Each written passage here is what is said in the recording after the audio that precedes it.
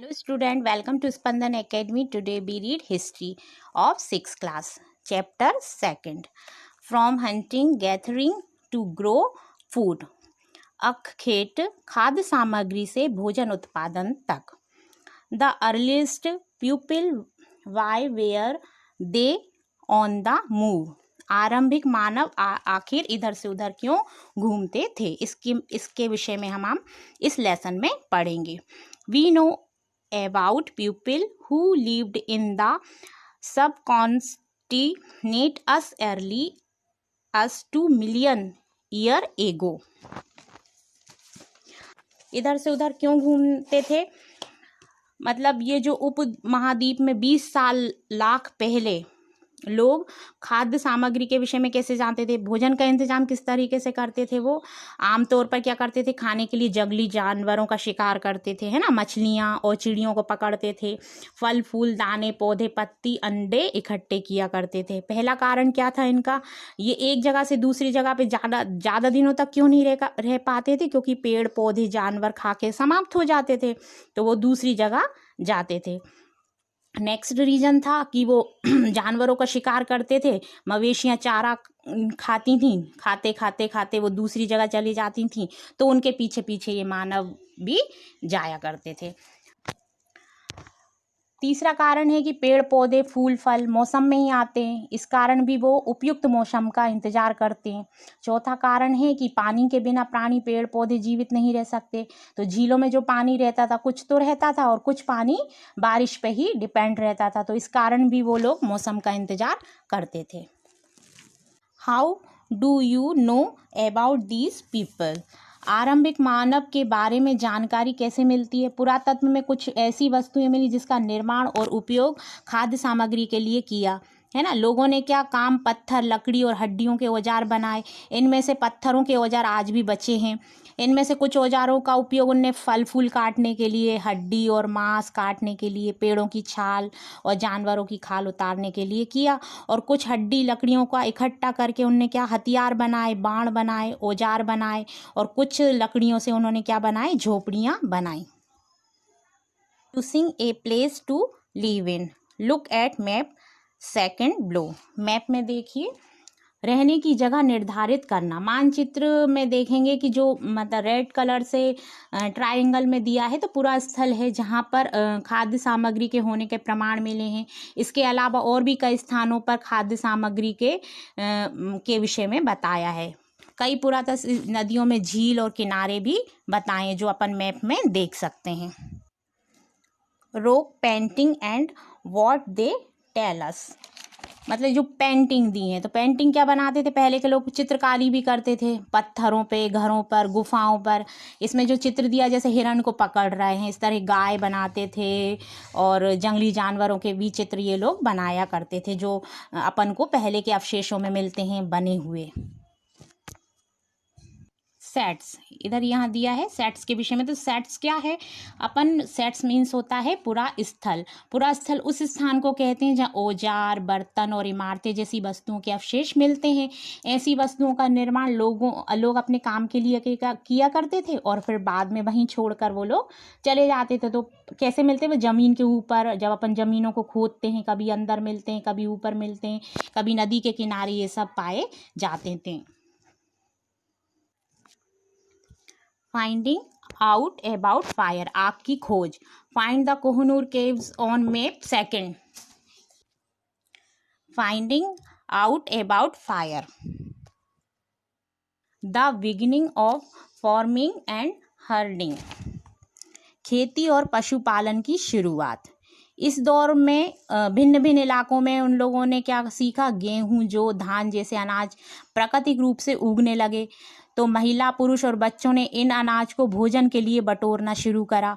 साथ ही वे ये सीखा कि अनाज कहाँ उगाते हैं, कब पकता है, किस तरीके से उसमें पानी डालते हैं, वो सब उन्होंने धीरे धीरे यहाँ सीखा. और इस प्रकार वो क्या बन गए, कृषक बन गए. इस तरह के लोग अपने घर के आसपास चारा रखकर जानवरों को पालने लगे, है ना. और पालने में सबसे पहले उन्होंने किसको पाला, कुत्तों को. कुत्ता जंगली पूर्वज बना. धीरे धीरे उन्होंने क्या, गाय भी पाल ली, सूअर भी, और बकरी को भी पालना शुरू कर दिया और जानवरों के झुंड एक साथ घर में रहने लगे और जिससे जंगली जानवरों का आक्रमण से उनकी सुरक्षा हुई और वो धीरे धीरे पशुपालन बनना मतलब पशुपालन भी सीख गए। कोहनूर गुफा में जो दी हुई हैं उसमें क्या बताए हैं, राख के अवशेष मिले हैं। तो उसका मतलब क्या है कि प्रारंभ में लोग क्या आग जलाना सीख गए थे।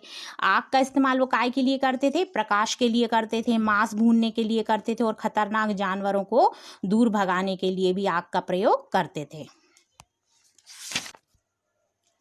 A changing environment around 12,000 year ago. बदलती जलवायु, लगभग 12,000 साल पहले दुनिया की जलवायु में बड़ा बदलाव आया। तो क्या हुआ, उससे क्या हुआ, गर्मी बढ़ने लगी, जिसके कारण जो घास वाले क्षेत्र थे, मैदान थे, उधर हिरण, बारहसिंग, भेड़, बकरी और गाय जैसे जानवर की संख्या बढ़ गई और जो घास खाकर जिंदा रहते थे, जो लोग इन जानवरों का शिकार करते थे वे उनके पीछे पीछे आए और खाने की पीने की आदत और प्रजनन की जो समय की जानकारी जो मिलती है वो उन लोगों ने सीखी। जानवर को पकड़ना सीखा और उनको पालना सीखा। इस काल में मछली का जो भोजन था वो महत्वपूर्ण स्रोत बन गया। वे ऑफ लाइफ, एक नई जीवन शैली की शुरुआत। आपने देखा होगा कि अपन पौधे के बीज बोते हैं तो क्या पाएंगे अपन, वो धीरे विकसित होने में उनको क्या थोड़ा समय लगता है, जैसे महीने साल लग जाते हैं। तो पौधे उगाते समय हम देखभाल करते हैं, लंबे समय तक उनके साथ रहना पड़ता है। बीज बोने से, फसल पकने से, पौधों में सिंचाई, खरपतवार को हटाना, जानवर और चिड़ियाओं से अपनी फसल की रक्षा करना, ये सब काम इसमें शामिल होते हैं। तो धीरे धीरे लोग ये सब करना सीख गए। अनाज को भोजन और बीज को भी बचा के रखने लगे ताकि के जिससे खेती में सुविधा हो। इस इलाकों में मिट्टी के बर्तन बनाना भी वो सीख गए। गड्ढा खोद कर मतलब भोजन का संग्रह करके करना और बर्तनों को मतलब बनाना इस समय वो सीखे थे। एनिमल्स, जानवर चलते फिरते खाद्य भंडार। जानवर बच्चे देते हैं जिससे उनकी संख्या बढ़ जाती है। अगर जानवरों की देखभाल की जाए तो उनकी संख्या क्या होगी, बढ़ जाएगी। साथ ही इनसे उनको क्या मिलता है, दूध मिलता है जो भोजन का एक अच्छा स्रोत था। यही नहीं, जानवरों से उन्हें क्या मिला, मांस भी मिला। दूसरे शब्दों में पशुपालन भोजन के भंडार का एक तरीका। Finding out about the first farmer and herders. प्रारंभिक कृषि और पशुपालन के बारे में पता लगाएंगे अपन इसमें। तो तुमने इसमें क्या सीखा हमने कि पशुपालन मतलब कैसे करते थे वो लोग, है ना, भोजन किस तरह इकट्ठा करते थे, है ना। तो वास्तव में इन्होंने इस समय क्या सीख लिया था, कृषक बन गए थे, पशुपालन बन गए थे, बस्ती में रहने लगे थे ये लोग। वैज्ञानिक खुदाई में मिले पौधे और पशुओं और हड्डियों के नमूने का अध्ययन करा, जिससे रोचक जले हुए अनाज के दानों के अवशेष मिले, जिससे पता चला कि इन लोगों ने कृषक बहुत अच्छे इस समय वो बन गए थे। नीचे देखेंगे अपन टूवर्ड्स ए सेटल लाइफ, स्थायी जीवन की ओर। पुरातत्व वेदों में कुछ पुरुष स्थलों में पर झोपड़ियां और घरों के निशान मिले, जिससे लोगों ने गड्ढों के नीचे घर बनाते थे, जिससे गतवास कहा जाता है। इसमें उतरने के लिए सीढ़ियां होती थीं, जिससे उन्हें ठंड के मौसम में सुरक्षा मिलती थी। झोपड़ियों के अंदर बाहर दोनों स्थानों पर आग जलाने की जगह भी थी। ऐसा लगता था कि लोग मौसम के अनुसार घर के अंदर और बाहर खाना पकाते थे। बहुत सारी जगह से पत्थर औजार मिले। इससे ऐसे कई पुरा पाषाण युग उपकरण भी मिले, इसलिए इन्हें नव पाषाण युग भी माना जाता है। इसमें वे औजार भी हैं जिसकी धार को और अधिक पैना करने के लिए पॉलिश चढ़ाई जाती थी। नवपाषाण युग में पूरा स्थल में कई तरह की मिट्टी के बर्तन मिले। कभी कभी इन पर अलंकरण भी किया गया, चित्रकारी बनाई गई। बर्तनों का उपयोग चीज़ों को रखने के लिए, धीरे धीरे लोग बर्तनों का प्रयोग खाने के लिए भी करने लगे। चावल, गेहूं, दलहन जैसे अनाज आहारपूर्ण हिस्सा बन गया इनका, और साथ ही ये कपड़े भी बुनने लगे। इसके लिए कपास जैसे आवश्यक पौधे उगाए गए। क्या ये परिवर्तन हर जगह एक साथ ही आ गए होंगे? ऐसी बात नहीं है। इस तरह कई जगह पे स्त्री पुरुष शिकार और भोजन संग्रह करने का काम करते थे और कई अन्य जगह पर लोग हजारों साल तक धीरे धीरे खेती पशुपालन का प्रयोग करते थे। A closer look living and dining in Mehrgarh. Mehrgarh की जीवन मृत्यु।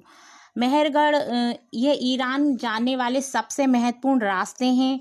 दरारित के पास एक हरा भरा समतल स्थान है। मेहरगढ़ संभवतः वह स्थान है जहां स्त्री पुरुष ने अपने इस इलाके के सबसे पहले जौ गेहूं और भेड़ बकरी का पालन करना सीखा। यहाँ विभिन्न प्रकार के जानवरों की हड्डियां मिली, जिसमें हिरण तथा सुअर जैसे जंगली जानवर तथा भेड़ और बकरियों की हड्डियां ज़्यादा मिली। मेहरगढ़ में इसके अलावा चौकोर था, आयताकार था, घरों के अवशेष भी मिले। प्रत्येक घर में 4 या इससे ज़्यादा कमरे थे, जिसमें से कुछ संभवतः भंडार घर के लिए काम आते थे। इसमें मृत्यु के बाद जो मृतक के सगे और प्रति संबंधित लोग होते थे, उनको मृत्यु के बाद उनके साथ उनकी कब्र में उन मृतकों के सामान को भी रखकर उनको दफनाया जाता था। ओके।